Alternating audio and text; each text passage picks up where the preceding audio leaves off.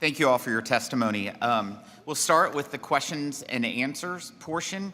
Mr. Favre, when we previously spoke, you said something that really stuck out to me. You said before all of this, you didn't know what TANF money was. And it's quite interesting. Right before this hearing, I was with a group of lawmakers, and they asked, why is Brett Favre testifying before your committee today? And I said to talk about TANF and the abuses in TANF. And that member of Congress asked me, what is TANF? That member of Congress, what is TANF? And I had to explain, it was a welfare program that was created in 1996. And so I imagine that 99% of Americans don't know what TANF is. And for them, that statement would ring very true. And so as this committee considers reforms to the program, can you tell us when you first learned what TANF was, and since going through all of this, the concerns you have about the program as it exists today? Yes.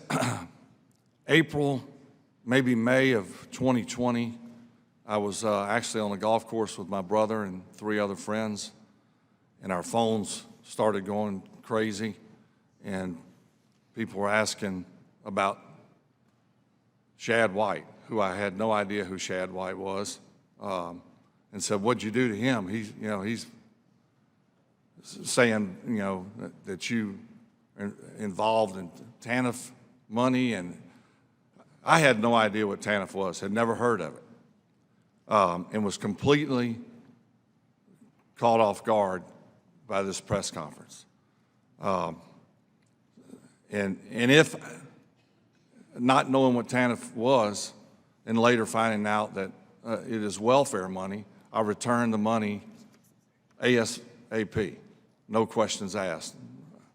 And no one from Shad White's office ever came to me prior to this press conference that he held and asked me any details or specifics in regards to my involvement.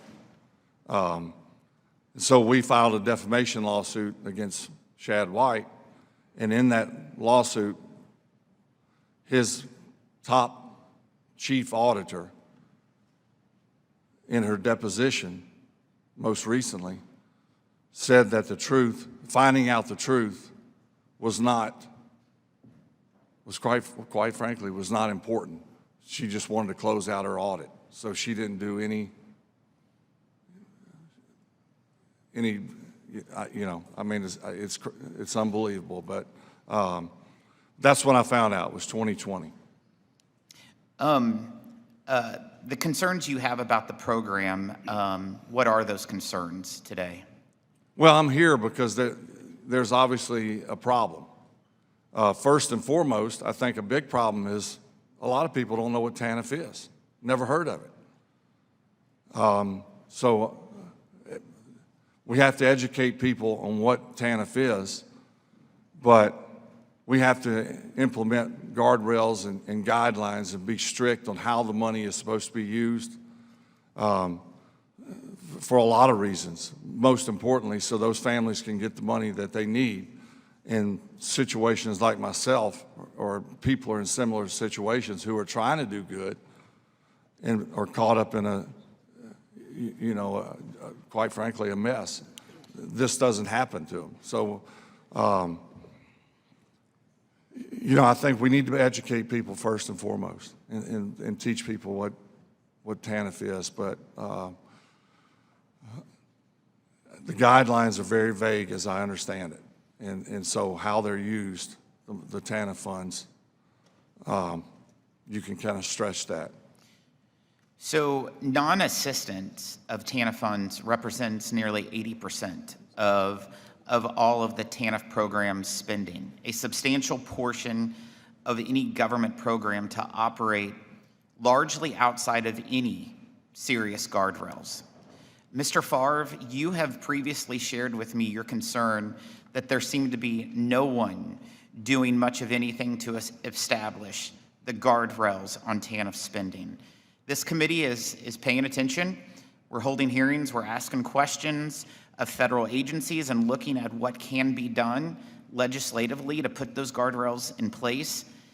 From your experience, where do you see the most maybe glaring of oversight at the state or federal level that allows these welfare funds to be spent in ways that's not helping needy people?